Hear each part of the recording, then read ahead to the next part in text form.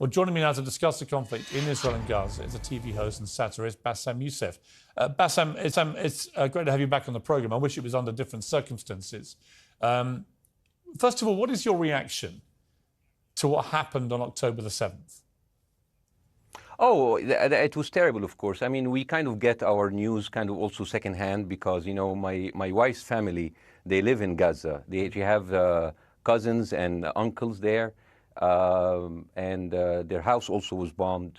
We haven't been able to communicate with them for the past 3 days. Communication are lost. So we don't know actually what is the, how are they doing, but, you know, we're used to that. I mean, it's just like, it's very repetitive. We're used to that. We're used to them being bombed every time and moving from one place to the other. You know, it's just like those Palestinians, they're very dramatic. Israel killing us. But they never die. I mean, they always come back. You know, they're very difficult to kill, very difficult people to kill. I know because I'm married to one. I tried many times, couldn't kill her. I mean, there's a dark humour there, and I understand why. Because oh, it's not dark humour. I try to get to her every time, but she uses our kids as human shields. I can never take her out. Again, I understand the humour, but to be serious, Bاسم, about this, tonight there is... I will be serious. Now, I will be serious. I was watching your interview with Ben Shapiro, and I'll tell you one thing. Yeah. I think that Ben Shapiro is one of the smartest people who ever walked this earth. He's very, very smart. I follow him, and I believe everything he said. And when he came on your show, his solution was, and I quote, his solution was that the solution for this is for Israel to annex Gaza and to kill as many son of bitches as possible to make sure that this will never happen again. And anyone who called for a ceasefire will be a terrorist sympathizer. So God forbid, I don't want to be labeled as a terrorist sympathizer. So I agree with Ben Shapiro. I think we should kill as many son of bitches as possible. Well, let me, so okay, far, but Bاسm, let me... so far, 3,500 people were killed, including 5,000 son of bitches in the bombing of the Baptist hospital as we speak right now. 1/3 of those 3,500 were children. So my question to Ben Shapiro is, how many more son of bitches do we need to kill so Ben Shapiro is happy? Okay, because it changes Bاسm, from 1 year. It changes from one. I'm sorry that. Listen, I'm really at a disadvantage here. I'm looking at a camera. I don't see you. I can hear you on my ears. The reason I'm interrupting is I think you might be. I think you're conflating different interviews with Ben Shapiro. He didn't use the phrase "sons of bitches" with me. Let me play to you what he actually said on my show. He did. Go back to your interview. No, he didn't. That was another interview. But let me play what he said to me here. Well, frankly, I don't believe in proportionate response to terrorism. I believe that the way that you stop terrorism is with wildly disproportionate response. That doesn't mean in terms of targeting civilians. It means in terms of killing as many terrorists as humanly possible and allowing them to dictate the terms of engagement by hiding behind civilians in areas that they are supposedly responsible for means that the only option for Israel is to surrender to Hamas's hatred of its own citizens, its willingness to use its own children as human shields. No country worth its salt could ever do that. Now, that is substantively different to what you said he said, right? He's talking there but specifically about Hamas terrorists. I agree with him. The thing is, the question is, what is a proportionate response? Because it has been different from one tier to another. So if you look to this graph, for example, this is the death of Israeli and Palestinians, and it's changing from 1 year to year. It's like fluctuating like crypto. So my question is today, what is the going rate today for human lives? I mean, 2014 was a great year for Ben Shapiro. 88 Israelis were died, and there was 2,329 Palestinians killed on the other side. That is one Israeli for 27 Palestinians. That is a very good exchange rate. What I'm saying is, what is the exchange rate for today? You guys will be happy. That's my question. Well, it's not me. It's not me, guys. I'm not on either side. No, not you. Like when I say you guys, I say like people on the other side of that. I know that you don't think like that, Piers. You're one of the good guys. But let me tell you something. I mean, the reason that I'm using this is that, I mean, I can't remember what happened in 2014, and there was no music festival, but there must be something. I mean, they must do something. It is their fault. It has to be something. I mean, 2018, 300 Palestinians died. Who's counting, you know? So the thing is, what my question is, let's find what is the exchange rate for human life today so we expect the future death of Palestinians and will be happy to it. My response to that would be this, Bاسm. I've thought carefully about this because I think it's very tricky for people like me to immerse ourselves into a conflict where we're not directly involved. And I thought carefully about what I feel about this. I feel that the scale of what Hamas did on October the 7th supersedes anything else I've seen in this conflict, really ever. The savagery, the butchery, the slaughter of 1,300 people, the shooting of babies, the 100%. kidnapping of grandmothers and so on. So if we can agree on that, which I think is inarguable, then the question then becomes, again, about proportion. I don't disagree that there's been a lot of bad stuff on both sides going back historically for decades. But if we agree that this was on a different level altogether, quite deliberately by Hamas, designed to provoke... No, here's my question. Let me ask you a question. And the question, because you raised it earlier about proportion. I honestly don't know what the proportionate response is. I honestly don't. I don't. I've been watching the airstrikes this week thinking... So what's your question? Well, I would ask you, if you were Israel, what would you... If I was Israel. If you were Israel and that had happened to you, what would you think would be the appropriate way for the country to respond? I would do exactly like Israel did, kill as many people as possible, since the world is letting me do it. I mean, I can do it because I can, you know. But the thing is, you know what? I agree with you. And you know what? I'm going to be even ahead of you, because I see the question coming. Do you condemn Hamas for the atrocity? Yes, I condemn Hamas. I condemn Hamas. I condemn Hamas is the source of all evil. They're a reason for everything. And you know what? Let's, for a minute, imagine a world without Hamas. Right. What will this word look like? Let's give this word a name, and let's name this word the West Bank. Hamas has absolutely no control in the West Bank. And since the beginning of this year, only through August, 37 Palestinian kids were killed. No music festival, no paragliding, no Hamas. Since the occupation of the West Bank, 7,000 Palestinians were killed. No music festival, no paragliding, no Hamas. I can go on and on and on and on. No, but you don't need to, because in a way you're preaching to the choir. I've followed this crisis. Oh no, you're not preaching. So the thing is, like, in the sense that I know that what you're saying has validity. Of course, Piers. By the way, Piers. I am at a disadvantage here. I can hear you. I cannot see you. I am in a claustrophobic room, and so please cut me some slack and don't interrupt me and interrupt my points. Sure. So, because this has to be fair. Understand. Because if you want to only hear your opinion, I can just condemn Hamas and go home. I can do that.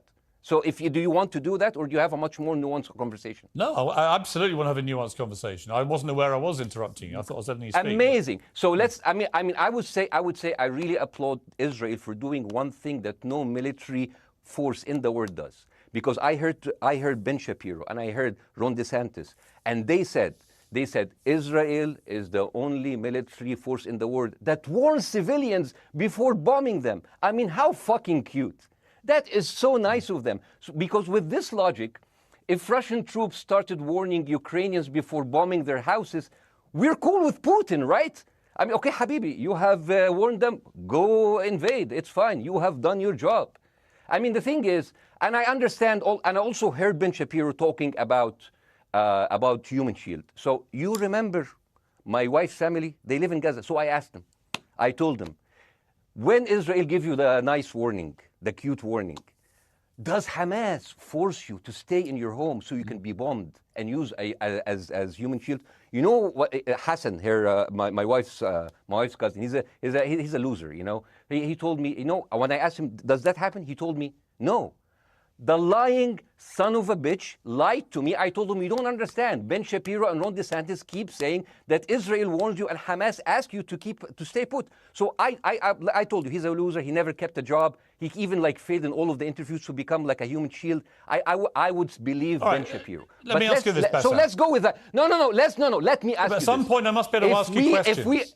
It's not a monologue for you, Bassam. If we agree that for the 14,000 casualties, I mean, who's counting, are Human Shield, does that mean that every single one of those civilians was standing, obscuring a military target behind them? Because that's a lot of weapons. I mean, Hamas is packing. No, of course it doesn't. And look, it doesn't. So there's some collateral damage.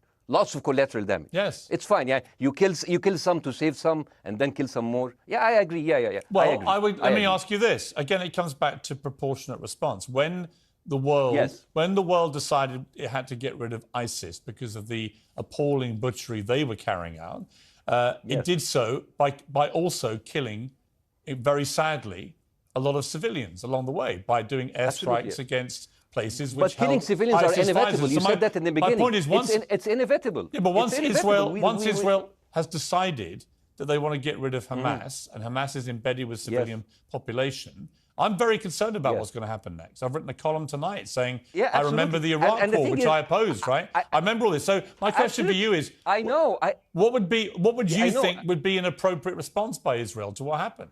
Well, these are years of disproportionate responses of Israel. Right. Did it solve the solution? Did it solve the problem? Did it work before, so it will work? What will be the surprise this time? What will be the twist that will make this work this time?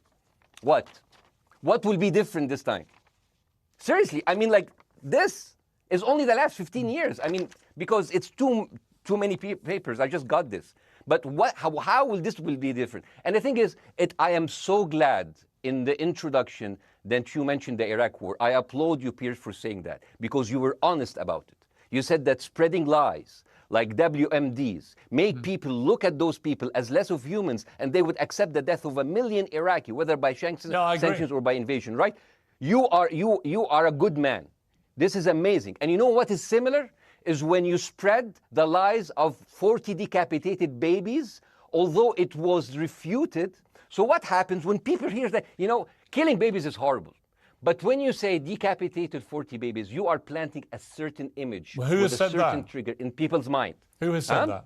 Who has said 40? Who has said that? You have said 40 decapitated. Who has said that? You have repeated. No, I haven't. What? I've never said that. You haven't said on your show 40 decapitated babies? Never. Ben Shapiro didn't say it? No. Ron DeSantis didn't say Nobody it? has said it. Okay, no, nobody said it? No. Oh, okay, maybe I am wrong. Decapitated. Here's you're the wrong. thing. I've never said that. What happened, no, you're wrong. But the thing is, when Iraq, the same thing is happening in Iraq. Ben Shapiro once tweeted, not even about Gaza, about the West Bank, when Israel continued to build the illegal settlement. He said, 2017, Israel likes to build things, and Arabs, not Palestine, not Hamas, Arabs like to bomb crap and live in open sewage. Yeah, I thought that was very the Israeli defense minister, he said, those are human animals. And the thing is, Ben Shapiro should know better, because, long before the Holocaust, before Jewish people were thrown in the gas chambers, the Nazi propaganda called them rats. Now, as a human being, I will never accept that another human being being thrown into a gas chamber. But a rat, kill 10, kill 1,000, 3,500. They are son of a bitch. They are human animals who live in open sewage and decapitate babies. And because of that propaganda, Mr. Morgan, that guy in Illinois, the 71-years-old guy, he killed, stabbing the 6-year-old Palestinian kid in Illinois 26 times. And he used to play with him. They used to be friends. But he went in, marching into their apartment, stabbing his mother and killing him, shouting, all Muslims could die. Yeah. It took you 80 years to change one word from Jewish to Muslim. And then you transferred your guilt to us and took away our land. Bassem, let me ask you a question. That deal sucks, man. Let me ask you a question. How do we get from where we are now to peace? Well, first of all, you need to change the perception. Nikki Haley, the American presidential candidate, said, we are in Israel in this because it's a fight between good and evil. Now, if you already decided someone is good, he can do no evil. And if you decide that someone is evil, it's good to kill them. Killing them is good. You see, and the thing is, it is not like something new. I mean, I look at history and I see, I'm sorry to say this, but Westerners has always dealt like this with indigenous people. You first treated them like savages, Native American, First Nation, Aboriginal. They're savages. Kill all the savages. And then when they're almost extinct, you start feeling sorry for them, like animals. So maybe the solution is that we kill as many Palestinians as possible so the few of them that remains do not bother you. And maybe Netanyahu, when he lives for another 100 years, he'll become a tree hugger. Let me just challenge you on this. And he will campaign for preserving the free Palestinian. You keep talking about Westerners like me. Okay, so let me return the favor, okay? Hamas is dedicated to the complete eradication of Jewish people. I am not the spokesman for Hamas. I'm not saying you are. Why do you keep... I'm not saying I'm you not are. their spokesman. You're talking to me. I fucking hate them. Bassem, Fuck Hamas. You are Hamas. No, are you happy? You're missing my point. You're talking in a generalized way about people in the West who always talk about Arabs as savages. I don't. No. I'm talking about America. I actually led the campaign. I led the media campaign listen, in this country against the Iraq War. Okay, so I don't see. I don't see people in the Middle East as savages. You are one of the good ones. But what I would say is, I'm talking about you. You're great. No, it's not about me being amazing. great. We love you. It's about the way Hamas behaved on October the 7th was like savages, like a pack of savages. It was the worst atrocity against Jewish people since the Holocaust. There has to be, of course, there has to be a response. They should be eradicated. My question for you is, notwithstanding the history, Bassem, what is the proportionate response? But I don't know. But there's no Hamas in the West Bank, and they're still dying there. So what's your excuse? I don't have any excuse. Okay, what's your explanation? Sorry, my earpiece went down. Listen, I don't make any pretense that this hasn't been a massive problem between Palestine and Israel going back to the mid-40s. We all know this, right? Pierce, listen. I'm not saying that you're making excuses, but if you are adopting a certain point of view, you have to at least defend it. I'm telling you, there is no Hamas in the West Bank. What is the excuse? Not your excuse. What is the excuse to kill those people? Well, listen, this question of proportionality is one that... No, answer my question. I've been answering your question. You answer mine. It's actually not my job to answer your questions. It's not. Okay, not your job. Not. I agree with you. I'm more interested in you, who has family in Gaza, who's an Egyptian in the Middle East, right? I'm more interested in what you have to say. Okay, I'm telling you. I think Hamas is the problem, okay? Right. Now, let's say Hamas is removed. Let's Hamas. I'm agreeing with everything. You want me to condemn Hamas? I will condemn Hamas, Hummus, Hassan, everybody. Guys, so wait. I can't hear you. The earpiece. Damn. Okay. Oops. Okay. Yeah. Okay. I do need help. I think. Okay. Just go back. Is he there? Go back. Can you hear me? Okay, go. Thank you, guys. Can you hear, Basim? Yeah, now I can hear you. Okay. So here's the thing. Can you hear? Okay, so let's say, for example, Hamas ceased to exist.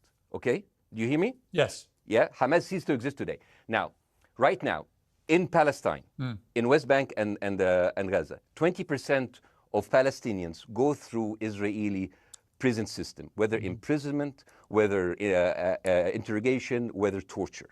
And the rest of them, they live a life of daily loss of land, of homes, of life, and they are suffocated by this. So let me ask you something. If you are a Palestinian living into these conditions for decades, would you sympathize with your oppressor or sympathize with the people who claim they resist them even if they are terrorists? I have made no secret that I think the conditions Palestinians have had to exist under are completely unacceptable. I've said that for years. So the question then becomes, how do you forge peace between two warring parts of that region who, for decades, have approached peace, in my view, with mutual sledgehammers, with no actual desire to have peace? And I think it comes down in the end to great leadership. And I don't think there's great leadership. I don't think, well, hang on, let me make my point. I don't think there's great leadership on either side. Where is the Nelson Mandela figure here to come through all this hatred on both sides? Nelson Mandela? Yeah, where is that figure? Nelson Mandela actually have criticized Israel for being a horrible state. All of the South African activists have actually called Israel. My point is about how he responded to a country that was so divided. Is a template for how you get to peace, isn't it? I haven't met Nelson Mandela, so I wouldn't know. But like there's a point. There's a very important point here. You know, I want to understand. What is the logic of Israel carpet bombing Gaza? I mean, if there's a logic, if this will make Israel safe, I want to hear the logic. So if they continue bombing, what are they hoping to achieve? Well, I think we know what their stated aim is. Their stated aim is to eradicate and wipe out Hamas. They believe Hamas are living predominantly in northern Gaza. They also are aware they're living amongst civilians. So it's an incredibly difficult thing. As I said in my monologue, it is very, very difficult to see how they do this without massive collateral damage. So if I can understand this correctly, basically Israel is doing this to pressure the Palestinian community in Gaza to turn against Hamas. Is that right? I'm sure that's part of it, yes. That's part of it. So this is exactly what terrorist organizations do, because terrorist organizations will have no chance beating a whole nation in battle. So they terrorize and they kill the civilians in order to spread fear and terror so they can turn against their government to change their policy or to resign. You have just compared Israel with ISIS. No, I haven't. I don't see any comparison between It's going to be the headlines tomorrow. Piers Morgan, Israel is ISIS. Only amongst people who weren't listening. The comparison, which is more apposite, is ISIS and Hamas. They are both nihilistic terror groups intent on killing as many Jewish people and others as they can possibly kill. And you can't get peace with people like that. Absolutely. You know what? I'm going to do something that nobody done on your television. You know what I'm going to do on your episode? I'm going to pretend that I'm an Israeli citizen. I'm going to put myself in the place of an Israeli settler in the kibbutz. And I want to speak to my Prime Minister, Benjamin Netanyahu. Mr. Benjamin Netanyahu, I have voted for you because you have promised us peace and prosperity and security. On the 7th of October, those son of bitches Hamas, they went into the fence that is regularly heavily guarded. Usually if there's like a dove that comes close to it, it will be shot. Those people went in and they went for 6 hours before IDF forces was deployed, killing our friends, our families, kidnapping our grandmothers and babies, and went in. I want to ask you, Mr. Prime Minister, after you have fractured the Israeli community and you have fucked our courts, our Supreme Courts, what are you doing with the money being given to you, to the United States? Also, you are carpet bombing Gaza with absolutely no regard to our hostages, our people. I heard a rumor in the kibbutz that you're doing that you let that happen as an excuse to carpet bomb Gaza, so you push them into Sinai. And I didn't believe that. That's like, not my Prime Minister. He can never do that. And then I watched an interview for Danny Ayalon. He was your chief advisor. He was also the Israeli ambassador to the United States. And you know what he said, Mr. Prime Minister? He said that the solution for those Palestinians is to go into a vast land of Sinai and live into tent cities temporarily, temporarily, wink wink, until we build Gaza again, and then we invite you back. يعني عبط احنا بقى. يعني فاهمني؟ We've seen this movie before. So يعني, and when I saw this, I couldn't explain to my fellows in the kibbutz, how come our Israeli government is trading human lives for another piece of land? So as an Israeli citizen, I need to hold my Israeli government accountable. And as an American citizen, I want to know all of these money that we are giving to Israel. We're giving them $4 billion every year. Joe Biden said it's the best investment America ever done. Well, if I am in the place of Joe Biden, I would say, sorry, don't speak. I would say, if I was Joe Biden, I would go down and whisper in the ears of Netanyahu and tell them, I hate bad investments. They haunt me, like Littlefinger in Game of Thrones. But the thing is, this is the problem. Israel always victimizes itself, and I have never seen a victim putting their oppressor under siege and bombing them 24/7. Israel wants you to believe that they are the victim. Dealing with Israel is so difficult. It's like being in a relationship with a narcissistic psychopath. He fucks you up, and then he makes you think it's your fault. All right, you look at Israel as Superman, but they're really Homelander. Wallahi, they are shooting fish in a barrel, and they are annoyed with the splashes. Bassem, I want to say two things. One, if you could just slightly mind your language. We are uncensored, but if you keep swearing, I'm very sorry. We have to apologise to viewers who may be offended by that. I apologize. But I understand passions run high, so let's not get too bogged down about the old swear word. I apologize to the viewers. I apologize to the viewers for my language. My second question is this: after the sight of dead civilians. After the break, we have the managing director of the Daily Wire, which is Ben Shapiro's company. We were going to interview him on his own, but he's happy to come on and talk with you directly if you are prepared to stay. Well, of course, I can stay, but again, I am I am in a disadvantage, and I would like to have my space to respond. Okay, we'll come back after the break. Because here's the thing. There's Bassem, two things we've got to go to a break. All right. When we come back from the break, it'll be you and Jeremy Boring from the Daily Wire. I have news. We're taking a short break, Bassem. I'll be back. Welcome back to Uncensored. For more on the situation in Israel, I'm joined now by the CEO and co-founder of the Daily Wire, Ben Shapiro's partner, Jeremy Boring. Jeremy, thank you very much indeed for joining me. I'm sorry we demoted you earlier to mere MD. You are the CEO and co-founder. You know Ben Shapiro better than anyone, really. I did a big interview with Ben, obviously, the other night, which went around the world and has sparked a big reaction, including from our guest, Bassem Youssef, who's still with us. First of all, you've been listening to Bassem and what he's been saying. What's your response? Well, first of all, I make it a point not to speak for Ben Shapiro. He's got a 20 IQ points on me and speaks for a living professionally, so he's much better prepared to defend himself. But as his business partner, as his best friend, I do feel like I have to respond to the things that Bassem was just saying. First of all, the question of how many sons of bitches have to be killed in order to end this conflict, I suppose that the answer is as many of them as it takes. That doesn't mean that I or Ben or any decent person in their right mind is happy with the killing of civilians. I posted at the very beginning of this conflict that a woman or a child blown apart in Gaza is just as tragic as a Jewish baby killed in one of the settlements. That doesn't mean that Israel's actions and the actions of Hamas are morally equivalent.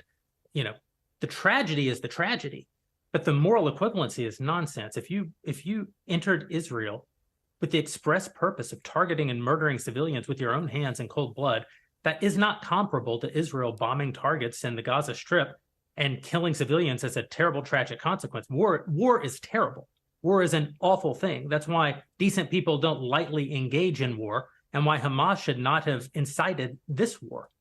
You know, we can talk about the history of the Israeli conflict. I'm not a professional political commentator. I'm a CEO. I'm a screenwriter, and I'm certainly not Ben Shapiro.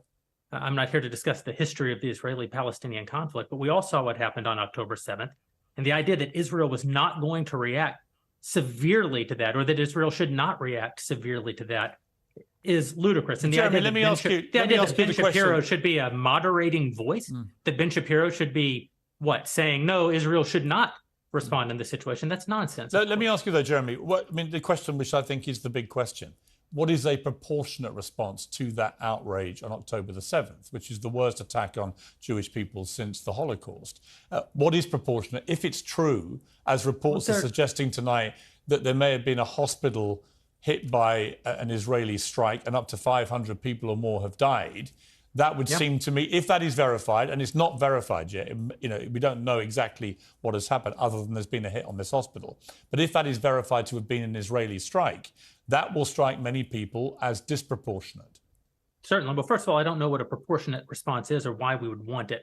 I suppose a proportionate response would be for 3,000 Israelis to go through the fence, gun down innocent Palestinian women and children, burn their bodies, burn them alive, take hostages, rape their women. No one wants a proportionate response. No moral person could possibly call for a proportionate response. The purpose of war is to defeat your enemy. The West has, in my lifetime, forgotten the purpose of war because the true cost of war is so terrible. The last time the West engaged in war and won it was World War II, and they did it through incredible brutality. They did it by bringing their enemies to heel. That is not a thing to That's not a thing to rah-rah about. That's not a thing to look forward to. As I said, all decent people should avoid war. But I think the sort of lie of the post-World War II, the post-war consensus lie, is that somehow war in which you kill a bunch of people and don't secure victory is morally superior to war where you do secure victory. I would say that the only way to morally justify a war is to win it. Otherwise, the very argument that brought you into the war, this enemy must be defeated, ends up being proven a lie. I mean, Afghanistan, I think America had every right to go into Afghanistan. The Taliban was harboring Osama bin Laden and al-Qaeda. Al-Qaeda flew planes into buildings in the United States, killed thousands of our citizens, brought the nation into untold agony, pain, and horror. America had every right morally to go in and destroy the Taliban and destroy al-Qaeda. Yeah, but I would argue, the Taliban now rules in Afghanistan. The war was not won. But that's my point, actually. I've done a column about this tonight for The Sun here in the UK, which is I was editor of a newspaper when the Iraq war happened. I opposed it very aggressively as the editor of the recall. paper. And sadly, we were borne out by events. It was a complete disaster, the Iraq War, in my view. It was illegally contested, I think. And the consequences were appalling in terms of loss of life, 1 million people, in terms of ISIS being allowed to breed and create their merry hell around the world, in terms of complete dismantlement of Iraq itself as a functioning country. And I think Afghanistan, again, 20 years of attacking an enemy, which is now running the country again, seemed to me, again, to be kind of pointless. And I do wonder whether Israel, in its blind fury, which I completely understand, has thought through the consequences of actually launching a full air, ground and sea offensive into Gaza as to actually what happens at the end of that. Well, I suppose Israel wasn't really given the opportunity to fully contemplate what the consequences of that action might be, because Israel didn't instigate this war. This war was instigated by a horrible terrorist attack on Israel, and a state is put in a position where it has to respond. Now, one might argue that the very fact that Israel has yet to actually launch their ground invasion means that they are actually making a calculation about what the cost will be, what victory looks like. Any rational person, any decent person can engage in a conversation about what is the appropriate response for Israel. Of course they can. But this sort of moral equivalency thing, I don't think is a sign of decency to engage in a conversation about moral equivalency. Let me bring Baasim back in. You've been listening to this, Baasim. What's your response to what Jeremy's been saying? I'm sorry, I didn't catch the gentleman's name. It's Jeremy Boring. He's the chief executive of the Daily Wire and co-founder with Ben Shapiro of the Daily Wire. Hi, Jeremy. Please say hello to Ben Shapiro, and please tell him that I do think he is the smartest person to ever walk the earth. Thank you so much. So, as a response to Jeremy, I agree with everything you said. I mean, what is disproportionate? I mean, he just used the examples from Second World War and America, showing that civilian casualty is, I mean, I heard his voice. He was very sad, and as he was telling us, it is so inevitable to kill so many civilians because it's something that we cannot avoid. I hear the sadness in his voice, and I know that it's a very difficult decision to kill all of these civilians because that's for a higher cause, and I understand. But my question, I have two questions. The question is, how can you justify the killing in the West Bank where Hamas does not exist?